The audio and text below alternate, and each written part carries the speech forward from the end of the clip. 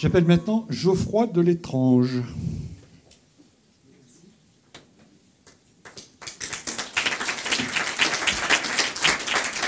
Monsieur, vos noms, prénoms, âge, qualité. Donc, Geoffroy Delétrange, né le 1er février 1975, qualité, directeur associé marketing produit chez Cornerstone On Demand. Vous jurez de dire la vérité, rien que la vérité, toute la vérité, vous levez la main droite et vous dites « je le jure ». Je le jure. Merci. Monsieur Delétrange, non, vous avez dit bizarre. Non, c'est l'étrange. Pour les fans de Harry Potter, c'est ma cousine, voilà. Peut-être, alors, je vais faire la même chose qu'avec Madame Tilloy, mais à l'envers. C'est-à-dire peut-être tout de suite rappeler ce qu'est Cornerstone. Oui, c'est un éditeur de logiciels RH, formation, recrutement et de manière générale, gestion du capital humain. Voilà. Alors, maintenant, une fois que c'est dit, nous avons regardé un petit peu vos relations sur LinkedIn. Alors, vous avez travaillé au Luxembourg avant de rentrer chez Cornerstone. Oui, en Allemagne aussi. Et en fait, j'ai trouvé du travail grâce à LinkedIn. J'ai aussi refusé du travail grâce à LinkedIn.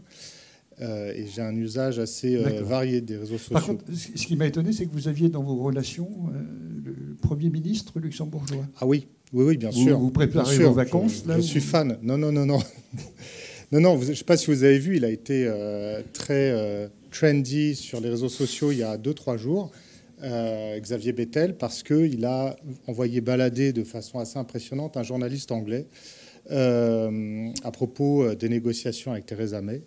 Et l'anglais disait, oui, mais si vous ne faites pas de concessions, elle va partir sans rien. Il a dit, Brexit is your choice, not mine. Et ça a fait le buzz. Et je suis aussi, bien sûr, Justin Trudeau, Premier ministre du Canada, parce que j'y suis né. Et je suis aussi, évidemment, bien sûr, le président Macron. C'est toujours très intéressant de voir un peu ces aspects-là. Sur LinkedIn, qui est le côté plus officiel, et sur Facebook, qui a une approche un petit peu différente, notamment sur le côté politique, que j'aime bien. Alors, est-ce que vous pouvez nous parler de votre propre sentiment sur les réseaux sociaux ? À la fois en tant que professionnel, mais aussi en tant que personne. En tant que personne, il m'est arrivé plusieurs fois de chercher du boulot. J'ai trouvé mon boulot chez Cornerstone par candidature spontanée sur LinkedIn.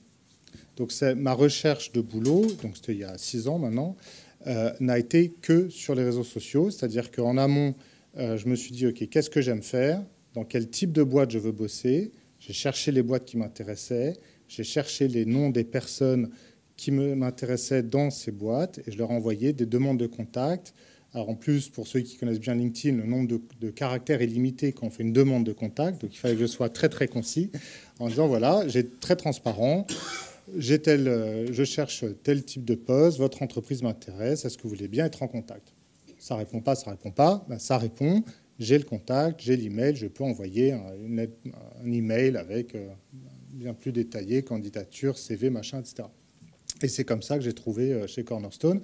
J'ai aussi refusé un boulot parce que là, c'était par un cabinet de recrutement. Et je regarde l'entreprise quand même sur LinkedIn. C'était une chambre de commerce, je ne veux pas dire où. Et je m'aperçois que pour ce poste-là, il y avait eu 2 personnes en 2 ans. Bon, j'ai contacté la dernière en date. Pareil, voilà, je vais postuler, etc. Est-ce qu'on peut en discuter ? Et elle m'a fait un portrait apocalyptique du poste. Donc, la veille de l'entretien final, j'ai prévenu le cabinet de recrutement que je n'y rendrais pas. Ils étaient ravis. Mais bon, au moins, je ne leur ai pas fait perdre de temps, et moi non plus. Voilà. Et sur le plan professionnel ? Alors, sur le plan professionnel, bon, ça, c'est professionnel au sens de mon emploi, mais un petit mot quand même sur le plan privé. Réseaux sociaux, j'ai une famille un peu éparpillée dans le monde entier, notamment aux États-Unis et dans d'autres pays. Et du coup, c'est vrai que ça me permet de garder un contact. Alors là, Facebook et WhatsApp, notamment, je ne sais pas si on a évoqué WhatsApp jusqu'ici, qui appartient d'ailleurs aussi à Facebook, sont quand même des outils indispensables. Sur le plan privé, on parlait aussi de contact humain, c'est aussi le côté hobby. Effectivement, sur Facebook, on peut suivre des groupes sur tout un tas de sujets qui peuvent nous intéresser. C'est vrai que ça, c'est quelque chose que je fais toujours avec plaisir. Notamment, on parle du Luxembourg.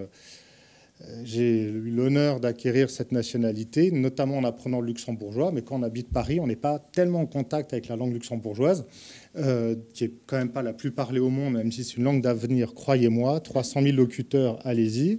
Voilà, je suis des groupes en luxembourgeois, sur notamment Facebook, et ça me permet de garder un peu le contact affectif avec ce pays que j'aime bien. Ça ne parle pas que du cours de la bourse. Ah, mais non, mais non. Ah, il y a du très bon vin au Luxembourg, la très bonne bière, il y a plein de bonnes choses. Bref, la parenthèse. Sur le côté professionnel, chez Cornerstone, j'ai aussi la responsabilité des réseaux sociaux pour l'Europe. C'est une boîte américaine. Donc, il y a une personne qui gère ça aux États-Unis et celle qui gère ça en Europe travaille avec moi. Et donc, on a un Twitter européen en anglais, un français, un allemand, un italien, un espagnol. On a un compte WhatsApp et on a évidemment LinkedIn. Et il y a un Instagram qui se balade aussi. Donc, il faut gérer ça ou le gérer avec des agences. Ça, c'est aussi un côté intéressant de travailler avec des agences qui auront le bon vocabulaire, la bonne formulation et qui, un peu comme une agence de presse, en fait, vont essayer de travailler vraiment comme si c'était des salariés de la boîte pour passer le message de Cornerstone _ France ou Cornerstone _ DE pour l'Allemagne, etc. Ce qui est intéressant, c'est qu'on voit des réactions. C'est-à-dire que quand on publie des choses, les clients peuvent réagir, commencer à discuter entre eux ou les prospects, etc. Et on peut parfois aussi avoir des commentaires assez étonnants, comme quelqu'un, il y a quelques jours, qui a mis un message « Ils ne payent pas leurs factures ». OK, donc je l'ai contacté. Alors ça, c'est un truc intéressant. Quand je réponds sur les réseaux sociaux, pour Cornerstone, je réponds en mon nom propre. C'est-à-dire que ce n'est pas une entité anonyme Cornerstone qui parle, c'est Geoffroy, chez Cornerstone, vous avez écrit ceci, que se passe-t-il? Et là, en l'occurrence, il ne parlait pas de nous, mais de quelqu'un d'autre dans la conversation. Ça m'a rassuré, quand même. Mais ça permet aussi de désamorcer un certain nombre de choses. L'autre jour, c'était sur notre compte Twitter anglais, enfin européen, IMIA, un spécialiste anglais du recrutement prenait à partie tout un tas d'éditeurs de logiciels, dont nous, sur tel sujet. J'essaie de me souvenir lequel c'était. Je crois que c'était des fonctionnalités d'intelligence artificielle en recrutement. Voilà, c'était ça le sujet. Et ben, je lui ai répondu, pareil, sauf que là, ce n'était pas en message privé, c'était en message public, au nom de Cornerstone. Et ce qui était plutôt sympa, c'est que j'étais le premier de tous les éditeurs qu'il avait cités à répondre de façon très factuelle et en proposant que je lui envoie des infos plus détaillées par ailleurs. Donc, et ça a été très apprécié. Et il y a eu pas mal de likes, donc c'est toujours sympa. Et ça permet effectivement d'avoir une approche plus humaine, de répondre à des questions de cette façon-là, de façon un peu plus proche. Donc, marque employeur, oui, important. Oui, par recrutement clairement indispensable. D'ailleurs, c'est amusant. Chez Cornerstone, on a beaucoup de mobilité interne. C'est vraiment, je pense, un des trucs les plus, quand je pense à mes collègues RH, les plus efficaces qu'on ait. Et la personne qui travaille avec moi sur les réseaux sociaux était avant recruteuse. Donc, elle connaît très bien le pouvoir des réseaux sociaux, puisqu'elle s'occupait de la partie réseaux sociaux recrutement avant, et elle l'a gardé. Et puis maintenant, elle a évidemment tous les autres réseaux sociaux de l'entreprise. C'est évidemment non seulement un moyen de recrutement, mais de manière générale, marque employeur. Et d'ailleurs, sur Instagram, c'est Instagram Cornerstone Jobs. Et ça montre non seulement ses côtés recrutement, mais c'est aussi la vie au sein de Cornerstone.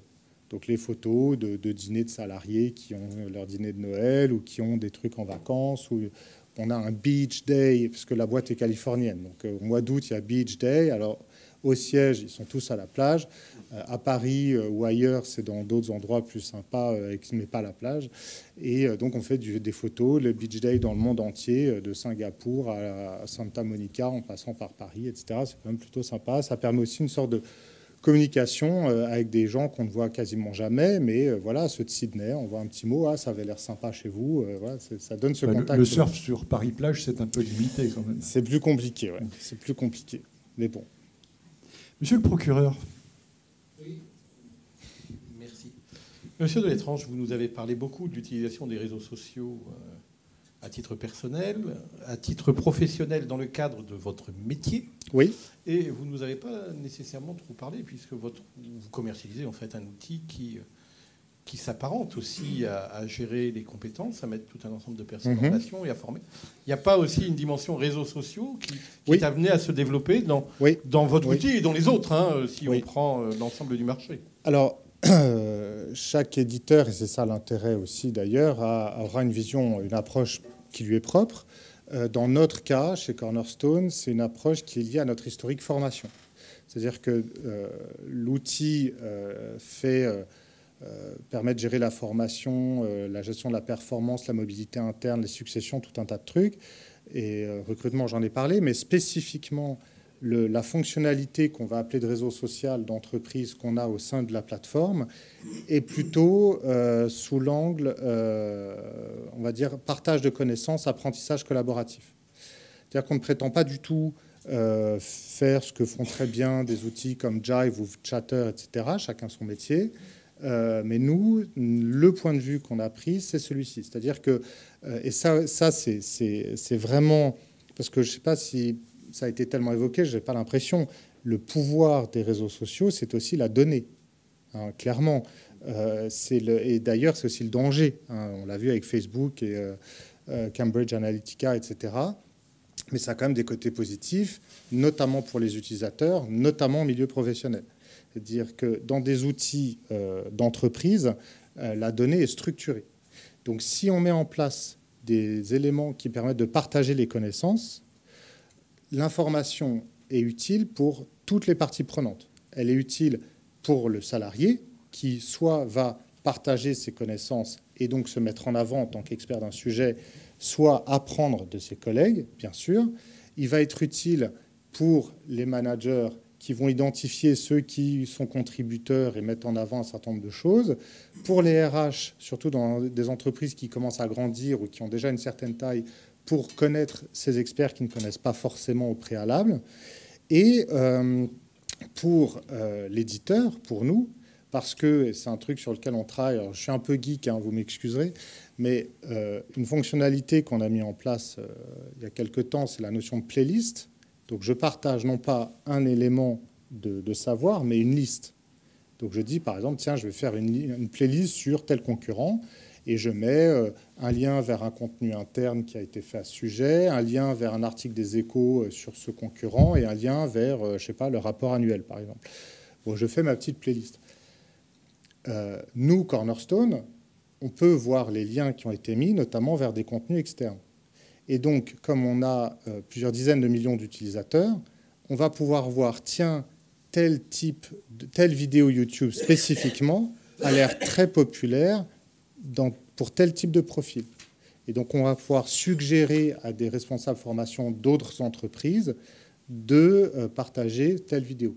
On ne fait pas en direct, on n'a pas le droit, on ne veut pas le faire, mais on donne cette info à quelqu'un qui sera l'administrateur de telle plateforme, pour des contenus qui peuvent être gratuits ou payants, etc. Et comme ça, si c'est payant, tant mieux pour la personne qui vend les contenus, parce que ça permet, ou l'entreprise, quand on travaille avec Segos, ça sera évidemment des trucs payants, mais ça peut faire des nouveaux clients à Segos.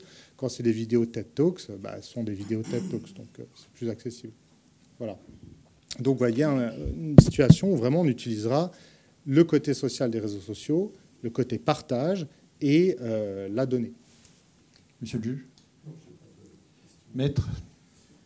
Est-ce que vous iriez jusqu'à affirmer explicitement que les réseaux sociaux sont un facteur de compétitivité pour votre entreprise? N'influencez pas trop les témoins, maître. Alors, est-ce que vous parlez de Cornerstone en tant qu'éditeur ou en tant qu'employeur? Les deux.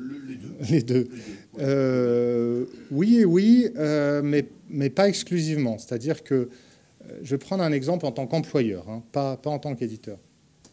Une des innovations les plus sympas qu'ont fait nos RH, il y a peut-être 2 ans maintenant, je dirais un peu plus, c'est ce qu'on appelle, ce qu'on appelle les Development Days. Donc l'idée, c'est toutes les 4-6 semaines, une journée où n'importe quel employé forme sur n'importe quel sujet, boulot ou pas.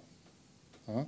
Donc, par exemple, on a un collègue graphiste qui en a fait 2-3 fois. Une fois, c'était sur comment éviter les PowerPoint pas trop moches. Et une autre fois, c'était Capoeira. Vous voyez, donc bon. Un collègue qui est des Antilles, qui est consultant avant-vente, une fois sur la plateforme, des nouvelles fonctionnalités, des trucs très techniques, et une fois dégustation de rhum. Voilà.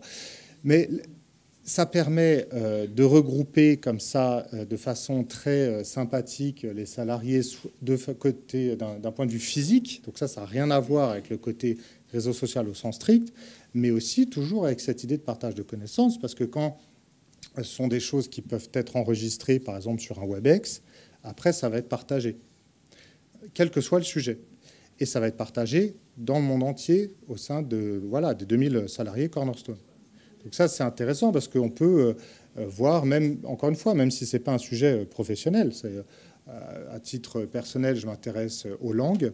J'avais fait comme ça un Development Day sur les langues par WebEx enregistré. Et puis après, j'avais eu quelques semaines après des messages de gens qui l'avaient écouté en différé en disant « Ah, c'était sympa ton truc, etc. » Donc c'est quand même plutôt bien. Donc ce que je veux dire là-dessus pour répondre à votre question, c'est que les réseaux sociaux, et ça a été dit avant, notamment par le témoignage de madame qui est passée juste avant moi, ça n'est pas désincarné. Et dans un environnement professionnel d'une entreprise technologique, ça reste très ancré dans le réel, dans les individus, les personnes, etc. Sur le côté plus technologique de notre plateforme, comme à peu près tous les éditeurs du cloud, la moitié des développements produits provient de demandes des clients. Donc si on l'a fait, c'est que nos clients en avaient besoin. Donc oui, c'est un facteur de compétitivité. Si on ne l'avait pas, ce serait vraiment quelque chose de manquant.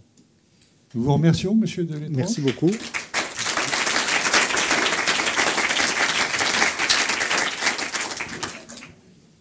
Il nous reste